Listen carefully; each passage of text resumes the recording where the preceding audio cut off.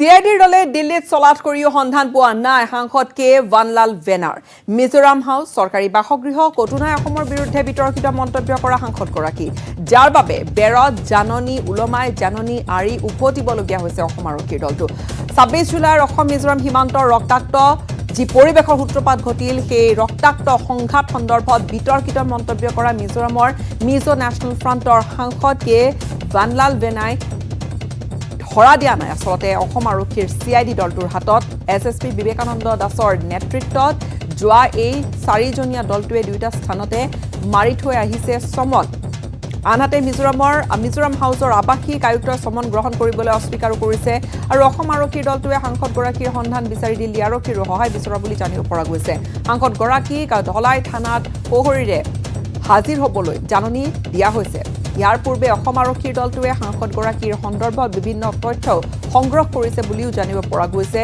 তেওঁৰ 30 দিনৰ কল ৰেকৰ্ড আৰু সংঘৰ্ষৰ সময়ত তেওঁক যোগাযোগ কৰা লোকৰ সূচীও আৰক্ষীৰ দলটোৱে প্ৰস্তুত কৰি উলিয়াইছে যদিহে তেওঁৰ ভূমিকা সন্দেহজনক বুলি বিবেচিত হয় তেন্তে দলটোৱে FIR ৰুজুৰ অনুমতি বিচাৰিব ৰাজ্যসভা সচিবালয়ৰ কাষ চাপিব অসম আৰক্ষীৰ দলটো আৰু অসম আৰক্ষীৰ চকু ধুলি দি সাংসদগৰাকী কিন্তু সংসদত উপস্থিত আছে ৰাজ্যসভাৰ উপস্থিতি পঞ্জীয়ত তেওঁ জুলাই 26 তাৰিখ 27 তাৰিখ 28 29 তাৰিখে ৰাজ্যসভাত তেওঁ উপস্থিত থকা বুলি উল্লেখ আছে Sir, did you go to Mizoram Bhavan to paste the notice because we have been confirmed by your top officials in Assam that same has happened and you couldn't find the MP. Can you please confirm the development, sir? We are still in the process. Okay. We will let you know. But the notice has been pasted at Mizoram Bhavan. It is still in the process.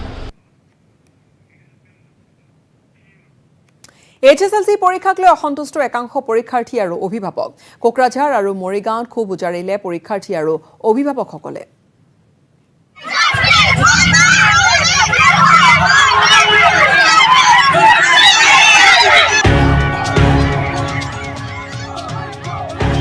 ফলাফলক লৈ অসন্তুষ্টি ক্ষোভ উত্তপ্ত কোকৰাঝাৰৰ শিক্ষানুষ্ঠান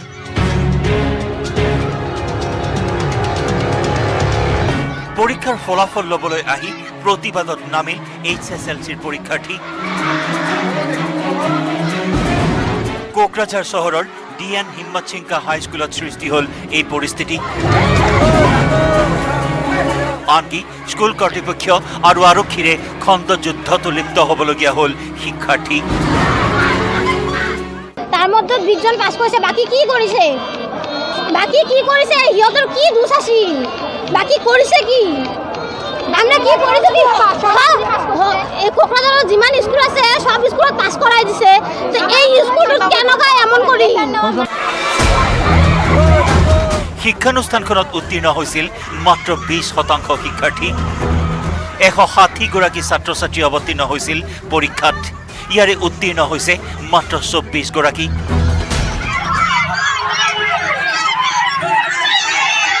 candidate 160 pass করেছে 20 জন আর বাকিগুলো সবার পাস লাগে আর কেন বলেছিল যে সবাইকে এলাও করবে হ্যাঁ বাকি সব স্কুলে সব এলাও করছে সব স্কুলে আর অন্যান্য স্কুলে সবাইকে পাস করে দিয়েছে কেন স্কুলে কেন ফেল করা সবাইকে ঘটনাস্থলীত উপস্থিত হৈ আৰক্ষীয়ে নিয়ন্ত্ৰণ কৰে পৰিস্থিতি ফলাফলক লৈ অসন্তুষ্ট মৰিগাঁৱৰ একাংশ শিক্ষাৰ্থী অভিভাৱক মৰিগাঁৱৰ সেন্ট থেৰেছা স্কুলৰ সন্মুখত ক্ষুব্ধ অভিভাৱকে সৃষ্টি কৰিলে উত্তপ্ত পৰিস্থিতিৰ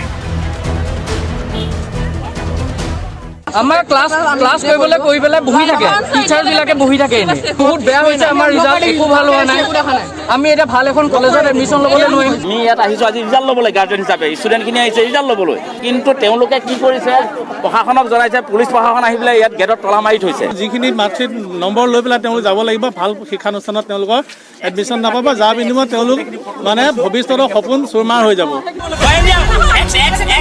পৰীক্ষাৰ ফলাফলক লৈ অসন্তুষ্টি মঙলদৈতো ভাল ফলাফলৰ আশাত বন্দী একাংশই সন্তুষ্ট হ'ব পৰা নাই মূল্যাংকন পদ্ধতিৰে ঘোষণা কৰা হাইস্কুল শিক্ষান্ত পৰীক্ষাৰ ফলাফলত ফাৰ্ষ্ট ডিভিজন পাইছোঁ হয় কিন্তু মই ভাবিছিলোঁ যে কিছু বিষয়ত লেটাৰ পাম বুলি মই লেটাৰ নাপালোঁ সুখীয়ে এনেতো যদি পৰীক্ষাটো দিলোঁ হয় আৰু অলপ ভাল হ'ব বুলি আশা আছিল আৰু পৰীক্ষাৰ যিটো মাৰ্কবিলাক দিছে সেইবিলাকত অসন্তুষ্ট হৈ আছোঁ। পৰীক্ষাটো পাতিলে হয় বহুত ভাল হ'ল হয়। যিখিনি পাব লগা আছিল সেই পাবলগীয়া মাৰ্কখিনি সিহঁতে পাইছে বুলি আজি আমি নাভাবোঁ। অৱশ্যে ফলাফলক লৈ অসন্তুষ্ট পৰীক্ষাৰ্থীসকলৰ বাবে বিশেষ পৰীক্ষাৰ ব্যৱস্থা কৰিছে সেৱাই। Bureau report, news 18 Assam north east. Tokyo' অলিম্পিকত থমকি ৰ'ল MC মেৰী কম। পৰাজয়ক লৈ অসন্তুষ্টি মেৰী কমৰ। নিউজ 18ত মেৰী কমৰ এক্সক্লুজিভ সাক্ষাৎকাৰ।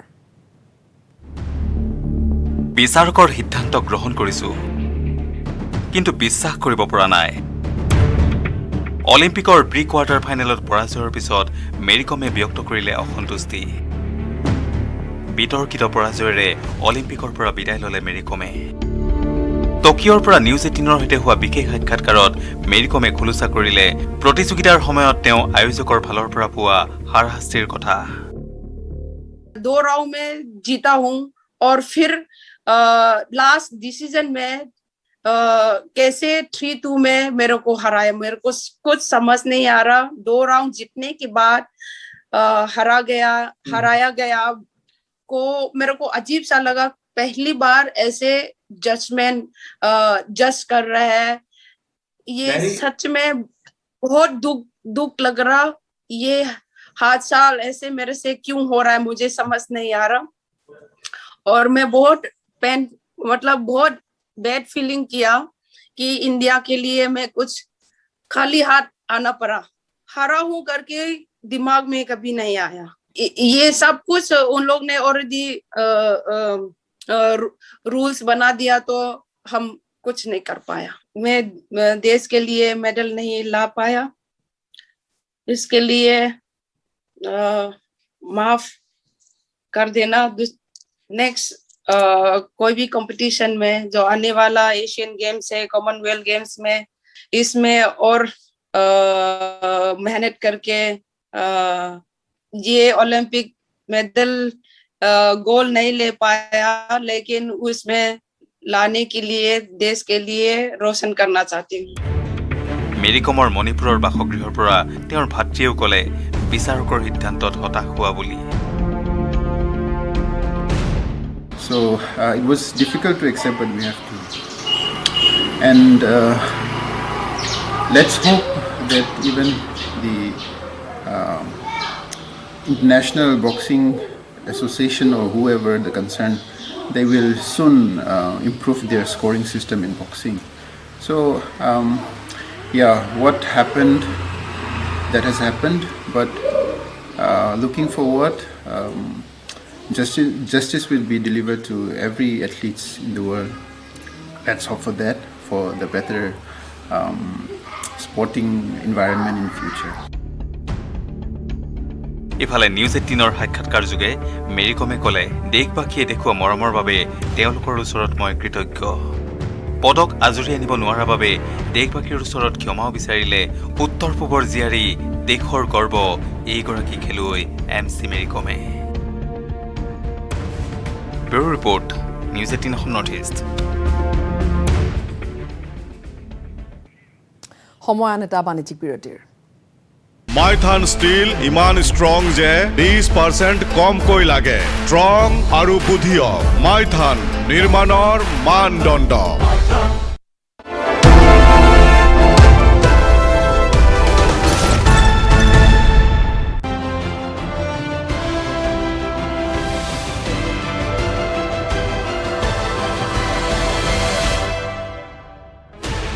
$16 channels, 15 languages, 26 states, 1,200 plus reporters, 66.9 crore viewers. India's largest news network, News 18 Network.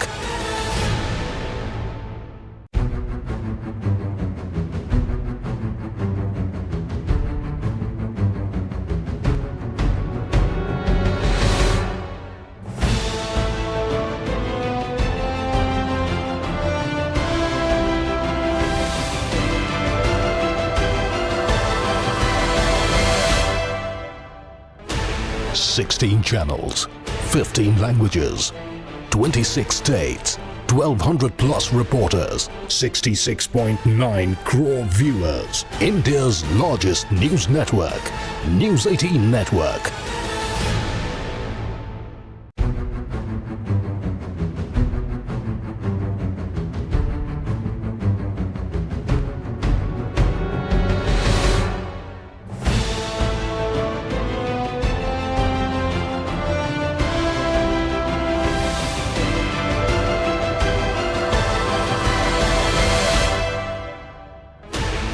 Sixteen channels, 15 languages, 26 states, 1,200 plus reporters, 66.9 crore viewers. India's largest news network, News 18 Network.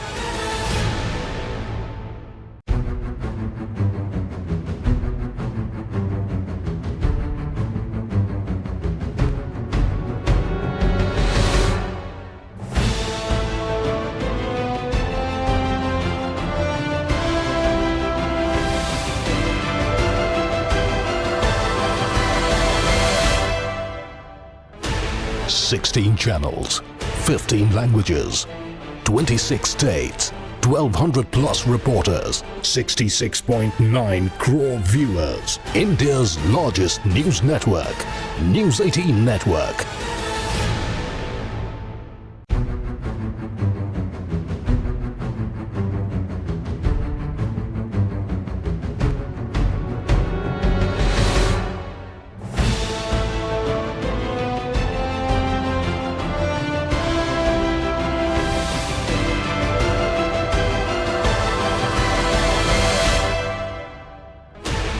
Sixteen channels, 15 languages, 26 states, 1,200 plus reporters, 66.9 crore viewers. India's largest news network, News 18 Network.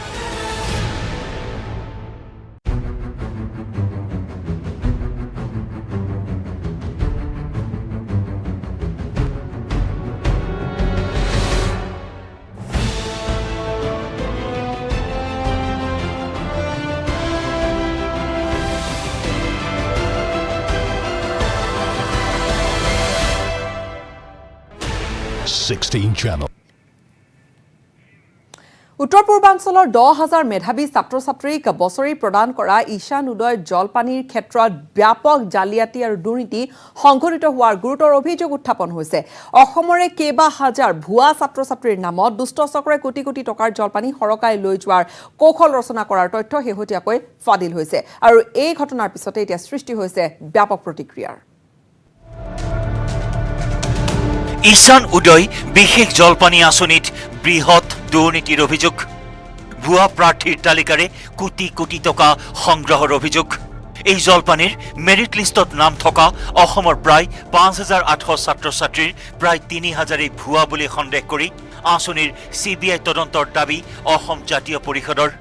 Crore crore টকা 7,800 টকাকে engineering কৰা বা medical কৰা ছাত্ৰ ছাত্ৰীসকলে যদি পায়, এক বছৰতে বহুত পায় আৰু 5,817 গৰাকীয়ে কিমান ধন হৰাত হৈছে আৰু যদি 80% 80% ধনৰ ইয়াত যদি কেলেংকাৰী হোৱা বুলি ধৰে, হিচাপ কৰি চাওক, সহজে অনুমান কৰি চাওক কিমান এটা পইচাৰ এটা ব্যাপক কেলেংকাৰী হৈছে। গতিকে ইয়াৰ উচিত তদন্ত হ'ব লাগে, CBIৰ তদন্ত হ'ব লাগে, দোষীক শাস্তি দিব লাগে আৰু চৰকাৰেও বিষয়টো উদাসীন হৈ আছে, কোনো ধৰণৰ ব্যৱস্থা গ্ৰহণ কৰা নাই। অসম কৃষি বিশ্ববিদ্যালয়ৰ অধীনত ধুবুৰীত থকা শৰৎচন্দ্ৰ সিংহ কলেজ অৱ এগ্ৰিকালচাৰৰ 97 গৰাকী ছাত্ৰ ছাত্ৰী এই বিশেষ জলপানী লাভৰ বাবে যোগ্যতাৰ তালিকাত থকা দেখুওৱা হৈছে। কিন্তু এই সকলো ছাত্ৰ ছাত্ৰীৰ নামেই ভুৱা। এই সন্দৰ্ভত মহাবিদ্যালয়খনৰ ছাত্ৰ সমাজে ইতিমধ্যে বিষয়টোৰ তদন্ত বিচাৰি অসম কৃষি বিশ্ববিদ্যালয় কৰ্তৃপক্ষক অৱগত কৰিছে। এই বিসংগতিটো ইতিমধ্যে আমাৰ দৃষ্টিগোচৰ হৈছে। দৃষ্টিগোচৰ হোৱাৰ পৰিপ্ৰেক্ষিতত আমি আমাক অসম কৃষি বিশ্ববিদ্যালয়ৰ পঞ্জীয়কৰ লগত তাৎক্ষণিকভাৱে যোগাযোগ কৰিছোঁ। শৰৎচন্দ্ৰ সিংহ কলেজৰ পৰা মাত্ৰ 4জন ষ্টুডেণ্টে পাইছে। বাকী যিখিনি ষ্টুডেণ্ট আছে সেই গোটেইখিনি এণ্ট্ৰি ফেক। সেই ষ্টুডেণ্টখিনি আমাৰ কলেজৰ বনাফাইড ষ্টুডেণ্ট। বিশ্ববিদ্যালয় কৰ্তৃপক্ষই অনুসন্ধান কৰি বহু বিসংগতি ধৰা পেলাইছে। বিশ্ববিদ্যালয় কৰ্তৃপক্ষই ইতিমধ্যে এই ভয়ংকৰ জালিয়াতি সন্দৰ্ভত ব্যৱস্থা গ্ৰহণ কৰিবলৈ আগবাঢ়িছে। কেলেংকাৰীক লৈ বিভাগীয় তদন্ত অব্যাহত থকাৰ সময়তেই বিশ্ববিদ্যালয়খনৰ মুৰব্বীয়ে এই সমগ্ৰ ঘটনা যোৰহাটৰ মুখ্য কাৰ্যালয়ত অৱগত কৰাৰ লগতে সঠিক তদন্তৰ বাবে আৰক্ষীক এজাহাৰ দিব বুলিও স্পষ্ট কৰি দিছে। কলেজখনৰ গোটেই যিটো ক্লাছ কোৰ্চ অৰ্থাৎ ডিগ্ৰী অফাৰ কৰা দেখুৱাইছে ঠিক একেধৰণৰ ইঞ্জিনিয়াৰিং, ডেইৰী, ক্ৰপ ফিজিঅ'লজি এই বিভিন্ন ধৰণৰ মানে যিটো ডিগ্ৰী আমি আচলতে এইখন কলেজে অফাৰ নকৰোঁ। আমি ইতিমধ্যে বিভাগীয় কৰ্তৃপক্ষৰ লগত টেক আপ কৰিছোঁ আৰু এই দুইটাৰ ওপৰতে আমি স্থানীয়ভাৱেও FIR দাখিল কৰিম। দৰিদ্ৰ মেধাৱী ছাত্ৰ ছাত্ৰীসকলে ছাত্ৰবৃত্তিৰ জৰিয়তে উচ্চ শিক্ষা গ্ৰহণৰ বাবে দেখা সপোন এই কেলেংকাৰীয়ে যেন মষিমূৰ কৰি পেলালে। কেলেংকাৰীক লৈ চিন্তিত মাজুলীৰ দুগৰাকী ছাত্ৰীয়ে মুখ্যমন্ত্ৰী তথা শিক্ষামন্ত্ৰীক ইয়াৰ এক সুবিচাৰ কৰিবৰ বাবে আহ্বান জনাইছে। হিন্দু সম্প্ৰদায়ৰ লোকৰ জানো খাতুন, বেগম বা আলি এনেকুৱা ধৰণৰ উপাধি হ'ব পাৰিব জানো? এইটোতো আমি কেতিয়াও মানি ল'ব নোৱাৰিম। শিক্ষামন্ত্ৰী ৰণোজ পেগু ছাৰ আৰু মুখ্যমন্ত্ৰী হিমন্ত বিশ্ব শৰ্মা ছাৰক মই কাটৰ আহ্বান জনাইছোঁ যাতে তেওঁ এটা উচ্চ পৰ্যায়ৰ তদন্ত কৰি আমাৰ পাবলগীয়া প্ৰাপ্যখিনি যেন ঘূৰাই দিয়ে। এই জলপানীত সাধাৰণ স্নাতক ডিগ্ৰীৰ ছাত্ৰ ছাত্ৰীসকলক বছৰি 54,000 আৰু কাৰিকৰী পাঠ্যক্ৰমৰ ছাত্ৰ ছাত্ৰীসকলক বছৰি 78,000 টকাকৈ প্ৰদান কৰা হয়। প্ৰতি বছৰে উত্তৰ পূৰ্বাঞ্চলৰ দ্বাদশ শ্ৰেণী উত্তীৰ্ণ 10,000 মেধাৱী ছাত্ৰ ছাত্ৰীক স্নাতক পাঠ্যক্ৰম তথা কাৰিকৰী পাঠ্যক্ৰমৰ বাবে বছৰি এই জলপানী প্ৰদান কৰা হয়। কিন্তু অসমৰ ছাত্ৰ ছাত্ৰীৰ নামত শ শ ভুৱা ছাত্ৰ ছাত্ৰীয়ে বহিৰাজ্যৰ বহু শিক্ষানুষ্ঠানত অধ্যয়ন কৰা দেখুৱাই এই বিশেষ জলপানী প্ৰদানৰ ব্যৱস্থা কৰা ঘটনা শেহতীয়াকৈ পোহৰলৈ আনিছে অসমৰ একাংশ ছাত্ৰ ছাত্ৰীয়ে। Bureau report, news 18 Assam north east.